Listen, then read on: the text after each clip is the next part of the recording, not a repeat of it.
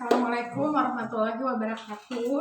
Baiklah, hari ini kita melanjutkan praktikum kita tentang terapi oksigen. Jadi, yang pertama Ibu akan menjelaskan alat-alatnya. Yang pertama itu adalah handphone. Maaf, Ibu. Oke, habis itu nail beacon atau biasa disebut dengan bengkok. Habis itu aquabides. Ini kapas alkohol atau kalau misalnya ada tisu pakai tisu. Terus ini selang oksigen. Untuk selang oksigen ini atau untuk maskernya dia bermacam-macam, ada 4. Yang pertama itu nasal kanul, yang kedua simple mask, yang ketiga rebreathing mask dan non rebreathing mask. Untuk lebih jelasnya nanti Ibu jelaskan untuk perbedaan keempatnya. Lalu selanjutnya adalah sumber oksigen. Jadi sumber oksigen yang digunakan salah satunya adalah seperti ini. Nanti Ibu dekatkan lagi. Oke, itu untuk alat-alatnya. Jadi yang pertama tadi adalah sarung tangan, nail beacon, aquabides, kapas alkohol ataupun tisu, dan penyambung oksigennya atau selang oksigennya, dan juga sumber oksigen. Tadi alat-alatnya yang digunakan itu ini namanya aquabides. Jadi aquabides ini nanti akan dimasukkan ke yang namanya itu regulator pada oksigen, pada sumber oksigen. Nanti akan Ibu jelaskan bagaimana cara memasukkannya. Oke, selanjutnya perbedaan tadi yang nasal kanul. Nasal kanul itu dia berbentuknya seperti ini. Jadi nasal kanul itu nasal berarti hidung. Jadi ini diletakkan pada lubang hidung pasien kita. Jadi ini biasanya digunakan pada pasien yang membutuhkan oksigen dengan konsentrasi rendah, tidak terlalu tinggi seperti itu. Lalu yang kedua adalah yang kedua adalah simple mask. Jadi simple mask itu dia berbentuknya seperti ini. Jadi diletakkan ini untuk hidungnya. Lalu nanti untuk cara pemakaiannya akan langsung ke pasien atau pentom kita.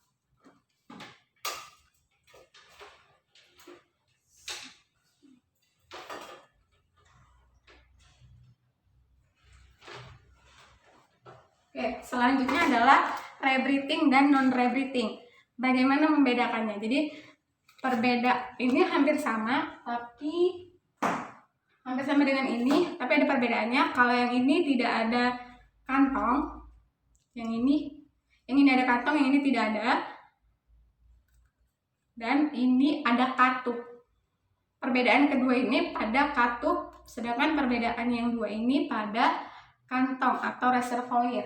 Namanya reservoir, yang ini reservoir. Terus perbedaan keduanya, satu pakai katup, satu tidak. Yang katup itu ada 2. Katupnya satu di sini, satu di sini. Ini yang ada katup. 1, 2. Jadi fungsinya adalah agar CO2 atau karbon dioksida tidak masuk ke sini. Karena biasanya kalau yang menggunakan ini non rebreathing, ini namanya non rebreathing. Kalau yang membutuhkan non rebreathing berarti dia membutuhkan oksigen yang sangat tinggi. Jadi ketika dia dipasang, ketika dia bernafas, CO2-nya itu tidak masuk dan tidak terhirup kembali, tapi yang murni adalah O2 yang masuk. Sedangkan kalau yang ini dia itu akan dari CO2 itu masuk ke kantong, kantong bisa CO2-nya bisa diserap atau dihirup lagi oleh yang namanya hidung kita atau pernapasan kita. Seperti itu. Jadi perbedaannya rebreathing dan non rebreathing. Non rebreathing ada katup, rebreathing tidak ada katup. Katupnya ada berapa? Katupnya ada 2. Yang pertama di hidung, yang kedua di dalam sini. Seperti itu. Jadi perbedaan rebreathing dan non rebreathing pada katup. Satu menggunakan katup, satu tidak. Yang menggunakan katup disebut non rebreathing, yang tidak menggunakan katup disebut rebreathing. pertama kita harus mempersiapkan alat. Tadi alat-alatnya sudah Ibu jelaskan dan sudah kita siapkan. Lalu selanjutnya adalah kita melakukan cuci tangan. Setelah kita melakukan cuci tangan, kita komunikasikan kepada pasien kita. Selamat siang Bapak, perkenalkan nama saya Maya, saya perawat yang akan merawat Bapak pada hari ini. Benar dengan Bapak Ilham, tanggal lahir Bapak 27 Agustus 2004. Oke, benar. Saya lihat dulu gelangnya ya Pak. Oke.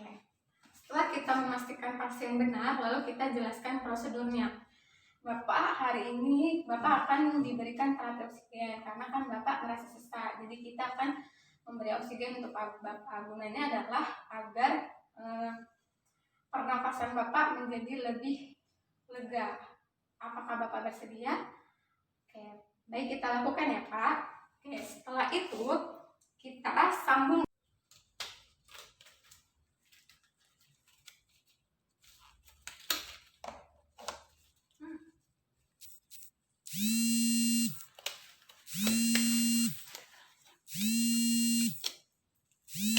Oke, setelah kita pasang sarung tangan, yang pertama adalah kita lihat dulu lubang hidung pasiennya. Kalau misalnya ada menggunakan penlight, nanti saya tunjukkan apa itu penlight.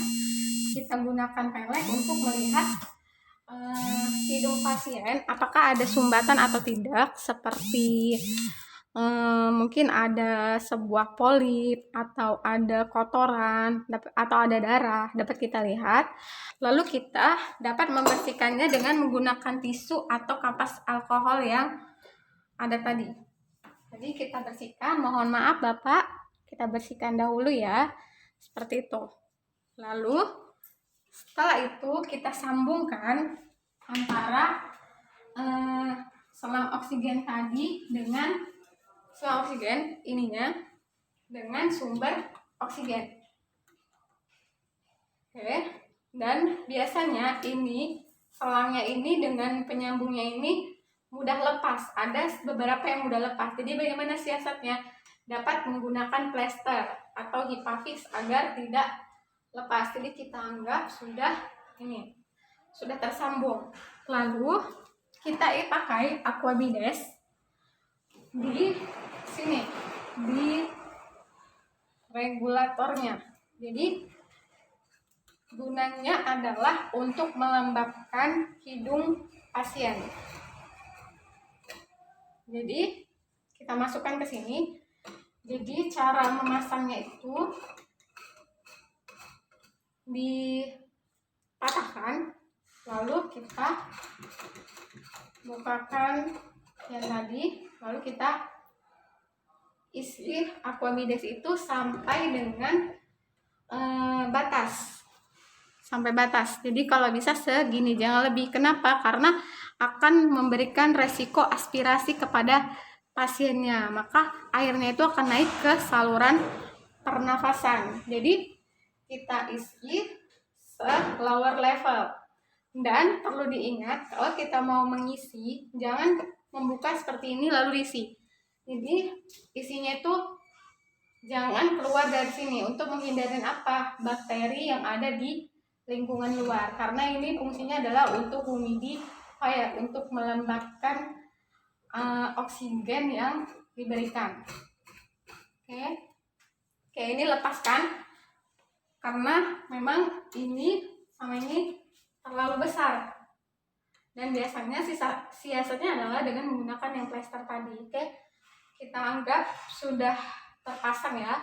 Lalu kepada pasiennya, setelah ini kita ini dulu namanya kita atur dulu oksigen yang sesuai dengan instruksi dokter. Biasanya kalau menggunakan nasal kanul itu 2-4 liter. Jadi kita naikkan putarannya. Ini karena oksigennya tidak naik, karena tidak ada sumber oksigennya. Sebenarnya kalau dia misalnya hidup atau ada sumber oksigennya, dia akan naik bola-bola yang ada di sini, seperti itu. Jadi misalnya kita pasang 2. Setelah kita pasang, kita rasakan di punggung tangan kita apakah aliran oksigennya itu ada atau tidak. selanjutnya kita pasangkan ke pasien. Jadi ada 2 cara untuk memasangkan kepada pasien. Yang pertama itu dengan dari depan sini. Oke, lalu kita kaitkan ke, kalau misalnya terlalu kekencangan bisa kita buka dulu. Mohon maaf ya Pak, kita tunggu, maaf. Oke, kita pasangkan.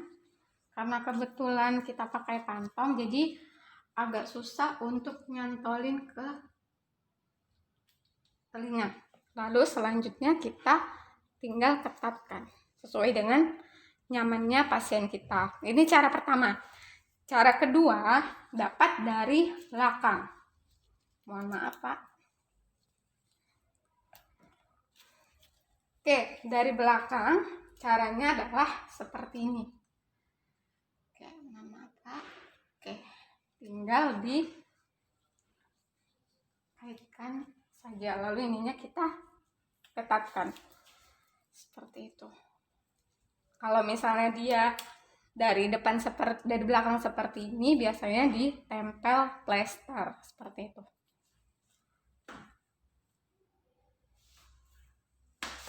Setelah terpasang itu yang menggunakan nasal kanul.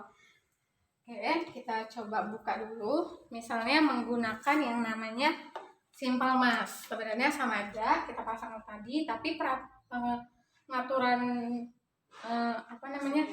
liternya itu kalau dia Simple Mask 5 sampai 8 liter biasanya. Tadi nasal kanul 2 sampai 4 liter, sedangkan Simple Mask 5 sampai 8 liter. Jadi caranya itu yang pertama kita tepatkan dulu di hidungnya. Ini karena kebesaran ya. Lalu kita tepatkan ke hidungnya, lalu ini kita singkirkan ke belakang kepala pasien. Nah, seperti itu. Ini untuk yang Simple Mask. Oke. Sedangkan yang untuk namanya rebreathing mask. Jadi rebreathing mask itu tidak ada katup. Jadi yang tidak ada katup itu biasanya itu 10 sampai 12 liter, sama yang non rebreathing mask. Namun bedanya kadar oksigen yang didapat itu yang non rebreathing lebih tinggi. Oke, cara penggunaannya sama, tapi setelah dites kan terasa tuh ada oksigennya. Setelah terasa kita tutup biar kantongnya atau reservoirnya mengembang. Setelah itu barulah kita pasang ke pasien kita ya.